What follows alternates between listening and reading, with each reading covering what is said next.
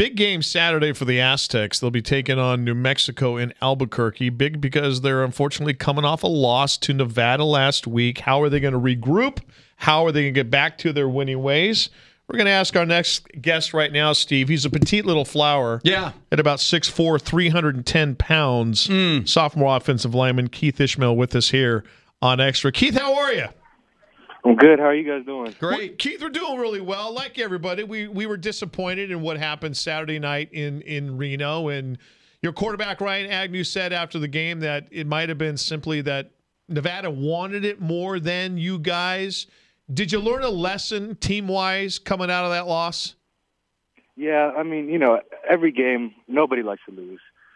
But they played really well, and we made a lot of, mistakes that were crucial in the game. And, we're a very young team, and as you guys have seen for the past couple weeks, we just struggled a little bit being consistent, and so that's some stuff that we're trying to work on coming into this new week. Yeah, Keith, Rocky Long, your coach, has said this on our station week after week after week, talking about trying to get it through to these young guys that, you can't take anybody lightly. You got to play 60 minutes. And yet there's just been these letdowns seemingly every week, even though you guys did win 6 consecutive games. I mean, we got 4 games left before the championship game if you guys get there. Shouldn't we be past that by now, Keith? The idea that, hey, you got to give us 60 minutes full effort every single week? Yeah, that's a message that our coaches preach to us, for the past, I guess this whole season. And like you said, we do have a lot of young guys who this is their first time playing a lot. And in the past couple of years, we relied a lot heavily on our seniority and our experience. And now this year, our team is really young, and a lot of guys are getting a lot more time. And we're still trying to kind of find our, I guess you could say, synergy in our team. Just trying to come together all in one. So it's been a struggle. It's just something we're working on every single day. And Coach Long has said this new week that we have to make every single play, every single day important. Because preparing is the first step into winning the game. If you're not prepared, you're not going to be able to go and perform. Keith, how big of an improvement have you seen front and center right there? Because you remember the offensive line with the group between last year and where you guys are right now. The offensive line group? Yeah. I feel like a lot of the assignment areas we've cleaned up. We've moved around a lot of pieces this season, so it's been a little difficult kind of getting that synergy, like I said before. I feel like we know what to do a lot better. We just have to, just give more effort on every play and just, I guess you could say, go balls to the walls. We're talking with Keith Ismael. He, of course, is the redshirt sophomore guard last year, second team all-conference as a redshirt freshman. Obviously, he's an All-American candidate down the road. Keith, it has been an interesting year, though. I mean, it's been running back by committee since Juwan Washington went down.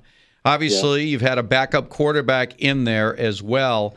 Has that changed the dynamic? I mean, the last couple of years, you've been, obviously you've had Christian Chapman at quarterback. You've had, last year you got to play with Rashad Penny. Before that, Donnell Pumphrey. Does it make a difference when you have a change at quarterback, running back by committee, especially for guys on the offensive line? No. I mean, we have our job, and we're supposed to go out and block. Having a guy like Juwan go down was a little difficult at first, but, it shouldn't really matter who's behind us as long as we do our job and up the holes. Agnew's a great quarterback. He's a great leader. He's real mobile and can throw the ball real well and really accurate. And just getting those, like I said, those young running backs in and getting them a feel for the game and getting them used to the speed of the game so, down the road they can be successful on the field, I feel like it's been a good thing for them. But luckily we're supposed to be getting Juwan back this week, so, hopefully that'll give us a little spark to our offense, and we'll see what we can do. Keith, do you see this team in just a couple of days' time, based on what practice you're going to go through, really being able to put it together and put 4 strong quarters together, starting with New Mexico on Saturday? Yeah, we're just trying to practice hard every single day through all of practice, and that translates over to the game. If you take plays off in practice, you're going to take plays off in the game. Mm-hmm. So, we're trying to be complete, because we've started really well in games and we just had struggle finishing, and that's something that we're just really trying to focus and work on, and the coaches are trying to emphasize. Keith, you have something in common with Costa, sort of. You went to Sacred Heart Cathedral Prep in San Francisco. Yes, sir. Costa, where did you go to high school? What is it called now? It's called Cathedral Catholic. Cathedral Catholic. In San Diego. Very similar type. What was your high school experience like, Keith? It was okay. We didn't win very many games, so coming to state was a big thing for me, winning a lot of games. I think we won one game my senior year and wow. my junior year. Yeah, it was a struggle. We were in one of the top leagues in Northern California. Well, how do you get noticed as a player on a team that's only winning 1 or 2 games a year? What was that? How do you get noticed as a player when the team's only winning 1 or 2 games a year?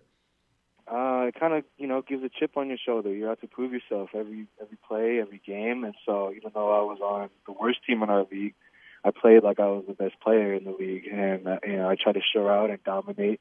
Like we're working on now, all 4 quarters. Every single game I played, I didn't care what team we played, who was in front of me. I played against guys who, of course, went D1, who were at San Jose State. I saw a couple weeks ago, some who went to bigger schools, and so, it didn't matter. I mean, one named Colin Johnson, wide receiver at Texas right now, I played against him for 4 years straight. And so it wasn't about, where I was. I knew that they would find me. I just had to show out and show that I could play at this level. Keith, it says you're majoring in international security and conflict resolution. Same that you had, Costa. No, mine was actually under goofing off. Yeah, basket weaving. This is a little more serious. What would you like, if you don't play professional football, where does majoring in international security and conflict resolution take you? I'm thinking like spy, Secret Service, somewhere hit in squad, that, FBI, CIA, the UN. The UN would be really cool. Just working with international relations and politics and world issues, things that are facing, disasters and threats that are facing people every single day. That's kind of what the major focus is on. So I guess you could say being a humanitarian activist is also another outlet I could do. Awesome. I like that. I'm also curious. You're 20 years old, Keith. 20 yeah, years old. You're a baby. Yeah, 20 years old. Is the weight that you're carrying at 300 plus, is that easy for you, or is it something you really have to work at to keep the weight on? In season, we do so much moving around and running. It's a little bit more difficult, but I mean, genetically, my family, we're big people. I'm half Samoan, half black, so yeah. I got best of both worlds on the genetic side. So naturally, I'm going to be big, but we do what we can. And I work every day to keep my weight up and my strength up, and our staff does a really good job keeping on our nutrition. So it's not that big of a deal. In the off season, it's a little bit easier. We're not as active, and we get to kind of lay around and indulge a little bit more. Right. Than we do in season, What I mean, do you have cheat meals, or I mean, you have to maintain that weight. I mean, with all the work you're doing on the football field, your calorie consumption's got to be sizable. Is there a cheat meal for you in there? Something beyond the nutritious ways I'm sure that they're feeding you? Honestly, I eat anything and everything. Just like you would think an offensive lineman would. Like I said, we're doing so much activities, the practices and the games. We're moving so much, it doesn't really matter. I mean, it matters, but it doesn't really matter what or how much I eat. I'm just going to burn it off anyways. So is there like a competition amongst the offensive line as far as eating is concerned? Does anybody stand out as like, wow? Oh, Tyler Romer for sure, number 74. I've seen him put down 3x3s and 3 animal style fries before.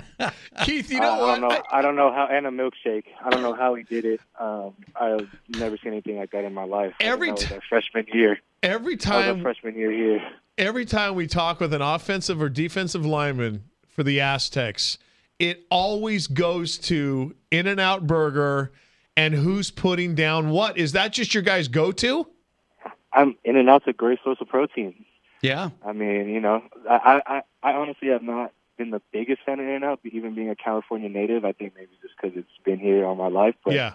I mean, everybody loves it down here. So, I mean, we go when we feel like it, or like the team says, we need the games, like tomorrow's weigh-in. So a couple of us might make the trip over there, put a couple extra pounds on tonight. Close the place down. Wow. We ran out of food, folks. It's great to be 20 years old and Oh, knowing you my can eat God. everything you want, and it actually works for you. Well, Keith, you've had a great couple of years already as an Aztec. Looking forward to many more down the road. Obviously, big game at New Mexico this week. The good news is, Keith, you guys still control your own destiny. You win the next 4 weeks, you're in the Mountain West Conference Championship game. That's the position you want to be in. Now you just got to win the games. I'm sure we're going to have a bounce back this week. Keith, it's great to talk to you, man. Great to catch up. We'll do it again down the road. Of course. Thank you for having me. Thanks, Keith. There he is, Keith Ismael. Last year was a sensation as a freshman, actually making second team all-conference.